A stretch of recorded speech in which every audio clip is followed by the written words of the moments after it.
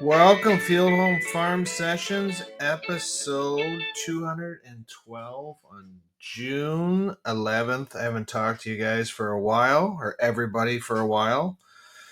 Going to talk about our BC trip, get into that, a little bit about hockey, not too much, and Photo Radar tickets. I can tell you about an update on that. I'm a little later today because I just had my in-person meet or no sorry my team. Emmett Foster is jumped on. How are you?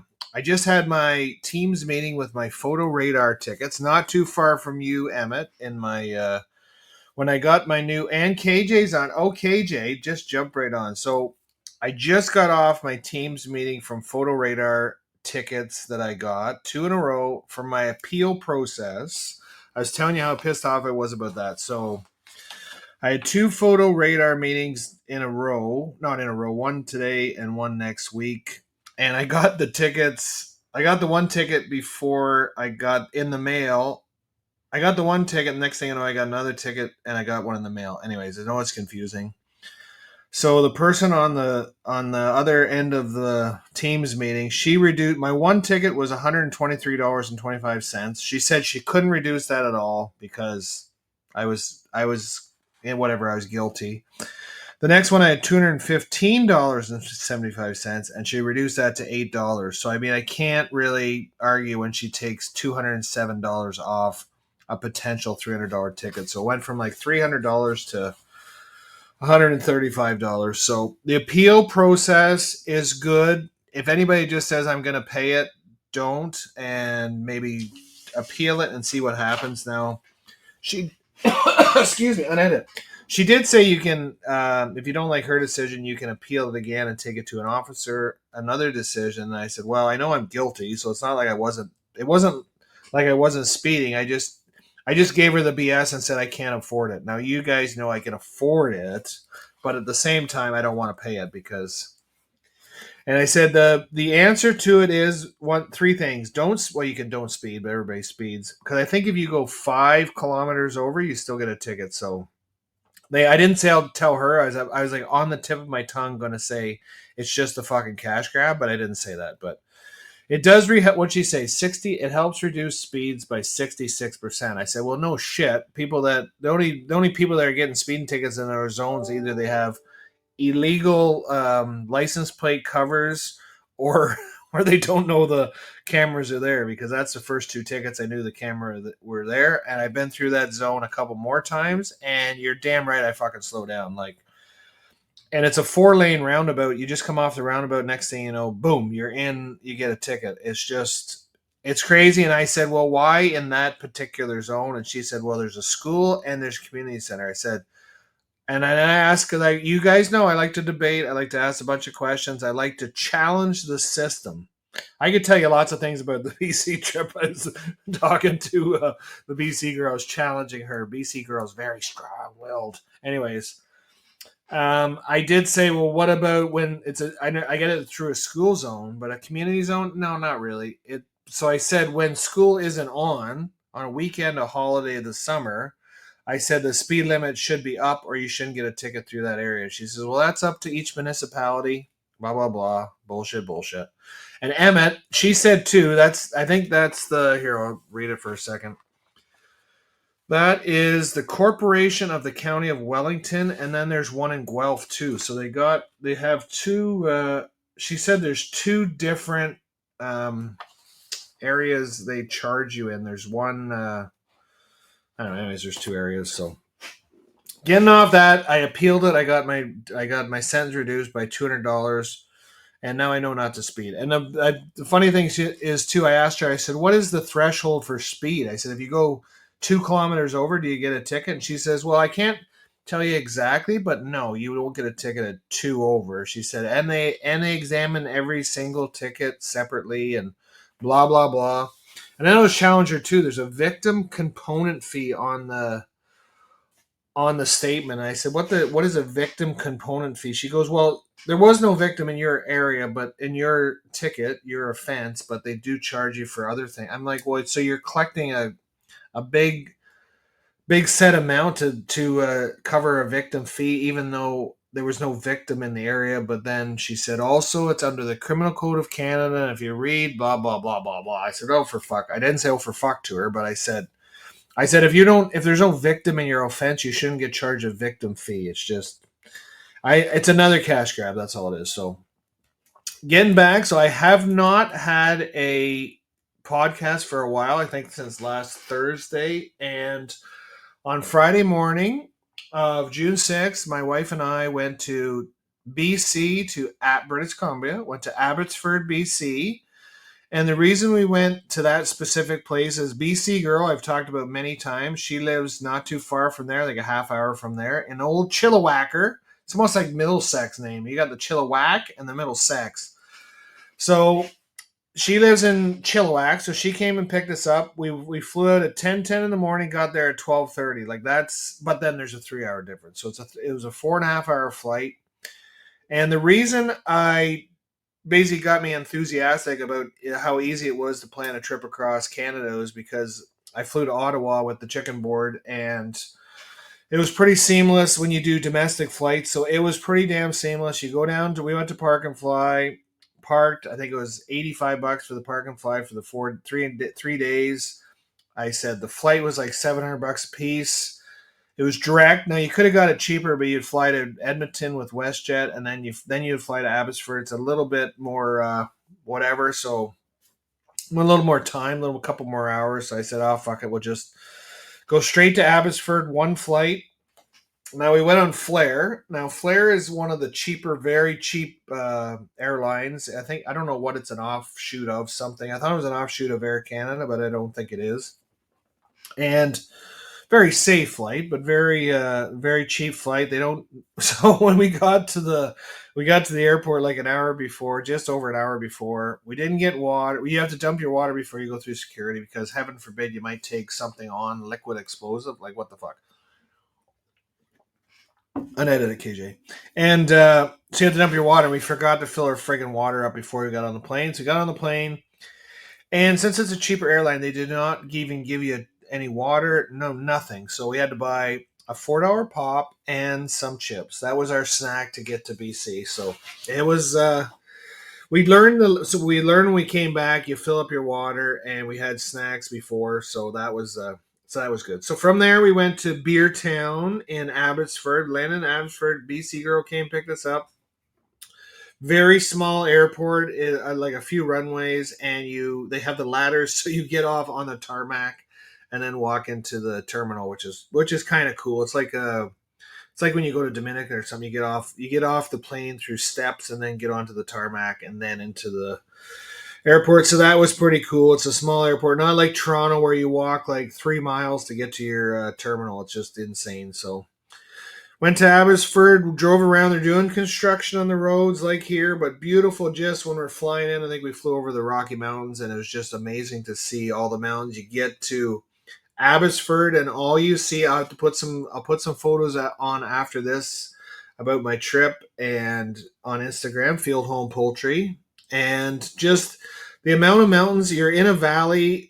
And I think it's an old lake bottom, but holy friggin' crap. It is just amazingly beautiful. KJ, have you been to BC? Have you been to Chilliwack? Have you been to Abbotsford? Because it is just amazing part of the country. Mountains everywhere. You basically where their dairy farm and where she lives in a little subdivision. You look out, you walk out to the edge of the road, and all there is mountains everywhere. It's snow up in the mountains, and it's just the license plates on every car there is beautiful, British Columbia, and it is beautiful. So Mika, our BC girl, lives in Chilliwack. She used to farm with her. Yes, sir, being to Abbotsford Airport. There you go. So you know what I'm talking about. And the mountains are insane. So there's Chilliwack is, and if you don't know, I think Abbotsford is too, is landlocked. So which means you can't.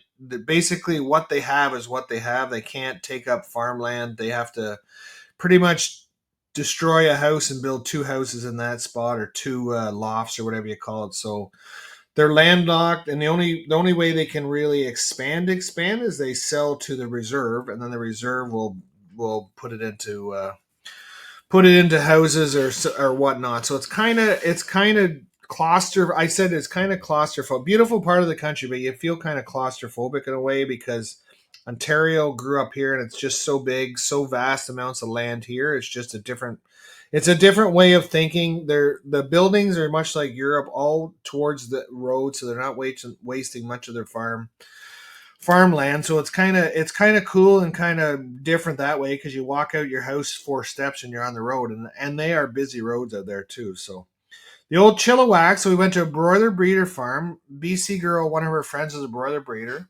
So that was pretty cool. He was a newer broiler breeder farmer and very much knowledgeable on numbers, how much chickens make, how much this costs, how long he's been in it, interest rates. He was very numbers oriented, and he was asking me chickens related to his business in Ontario. I said, "Well, I'm not a broiler breeder guy. I don't know those numbers in Ontario, even though I'm on the board.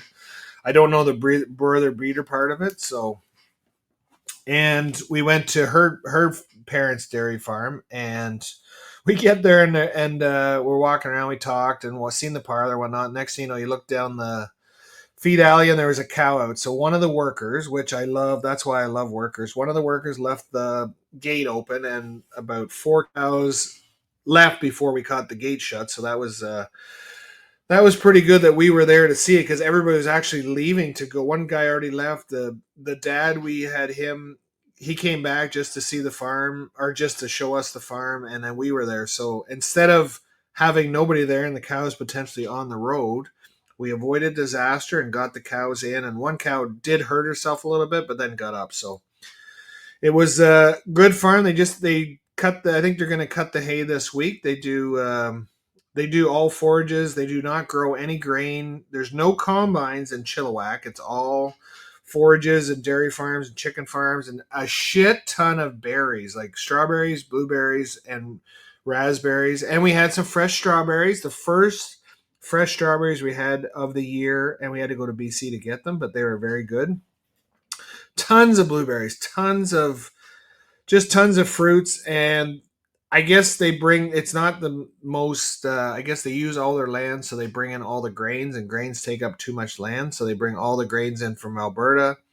And her dad said, I think 100% of the corn comes up from the states because Abbotsford is like right beside the states, and Chilliwack, the old BC girl. I didn't say the old. She's a lot younger than us. She's like younger than you, KJ, if you can believe that. So she took us to a part, and this is pure me, but if we took her to, she drove us around for like 2 straight days, and she took us to a part where if you go over, it wasn't even like that much of a border. It's like the other side of the road almost, a little fence. That was the states, and I wanted to step over to the states and have a pee and then come back, but they wouldn't. BC girl let me because she said I'll get arrested. They're monitored, and if you do that, you're gonna get arrested. I said, like, really? I said, even if I just say I don't have a pee, but I just step over and step back. She goes, oh yeah, they'll arrest you. I'm like, they're gonna arrest. I in my debatable confrontational mind, I don't know why they'd arrest you just to put your foot into the United States and put it out of. Like, I don't.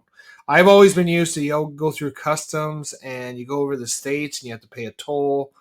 I just wanted to do it just to do it. I'm a shit disturber, but I did not do it. But we drove by it, and they have beautiful lakes. Now, BC girl's gonna get mad because I forget the fucking lake she took us to, but there was one lake for sure. You step in it, and it's like glacier cold. So we stepped in it and froze your friggin'. It's like those what do they call those ice tank challenges. Like, it was fucking cold, like cold, beautiful. I'm not saying anything about the beauty, but it was cold. And then we went to another lake, drove by, and it was just there was tons of people in there. But it's a little bit earlier in the year. I think when they get into August, there's a little bit more swimming, but a ton of boats out there and whatnot. So went back to the old whack, and it's kind of funny too because I guess it's pretty much like having a farm on the edge of Bradford, but they can't develop your farm. So you're farming uh, on the edge of town, and they can't develop your farm. So the road's right there, and then basically they're about 2 minutes from their drive to the farm. So it's kind of you're like boom, you're right there. You could walk. I'm pretty sure you can walk there pretty easy. I should ask BC girl. I'll ask her on here, and she'll text me. I'll ask her if she's ever walked to the farm. Like, it seems like you could, no problem. So Visited lakes, I got that down, and a lot of fruits. Oh, I don't want to get into like a negativity, but there is a lot. This isn't a negative. I'll have to change it. How am I going to do this? A lot of East Indians are in Chilliwack and Abbotsford, and we were flying there. I said, "Holy crap! There's a lot of East Indians on this plane," and there is a big population of East Indians out there. I don't know why. I just didn't expect to see it. There's tons around Ontario, tons around Toronto. I just did not. And then BC Girl did inform me that there is second and third generation of East Indians in Chilliwack and in Abbotsford, and the reason I guess is they fruit growing and whatnot. So I said, "Oh, it's interesting." So after that, I said, "Oh, it's interesting." Unedited, long one today, KJ and Emmett. No Roscoe. He must be doing strawberries. So then she took us around, took us to her parents' place. We had a little barbecue. We played this game called Dice, 5 dice in the first person 10,000 wins, and it was kind of cool. They wanted to play for money. I said I'm not playing for money, so did that, and all her family, her brothers, and her kids were there. And then we flew out late Sunday night at like midnight, and got home yesterday morning at 7 o'clock in the morning, and then got here at about 9 o'clock. So, needless to say, jet lag is real. We were friggin' tired yesterday, tired today, but getting over it a little bit. So, the good thing too was that the hotel we stayed in. We did not stay with the BC Girl. We stayed in a hotel. So the hotel we stayed in was right near a casino. So we walked to that and watched the Edmonton, Florida game. And the best thing about that is too, the game was over at like 9 o'clock at night because they start at 5 o'clock in the afternoon with the playoff game. So that was pretty cool. And that Edmonton lost in overtime that game, which wasn't great, but it was a great game to watch. And then I don't know why they didn't cover March on. Like, what the fuck? And then last night I was watching a bit of the game, and I think justifiably I went to bed because they lost 6-1. Like 6-1 in the Stanley Cup final is crazy, but Edmonton did not have it last night. Let's hope to heck that they get it together. They're down 2-1. Let's hope that the rest of Canada, let's hope they get it up. But I have my doubts. I would not put my money right now on Edmonton to win. So unfortunately, I think my pre-Stanley Cup final prediction might be right that I don't think they're going to win. I think the Panthers might win, but got back yesterday morning, had a teams. Yesterday was kind of a write-off because I was kind of dragging my ass, cut the grass, whatnot, fixing that tile. And then today I had a allocation meeting for the board and then a teams meeting. So what we got to do today, go out for lunch with the girls and my girl, my wife. And it was a great lovers weekend, just the two of us. We did not take the kids. It was a beautiful, what do they call that? Find yourselves again. How's that? Find yourselves, KJ. Kids have another 4-H meeting tonight, KJ. It is a mechanics club meeting. Great mechanics club. So thank you for listening. Sorry, unedited. I got to get going. Thanks for listening, you two. Taking the time to deal with me. Talk to you later.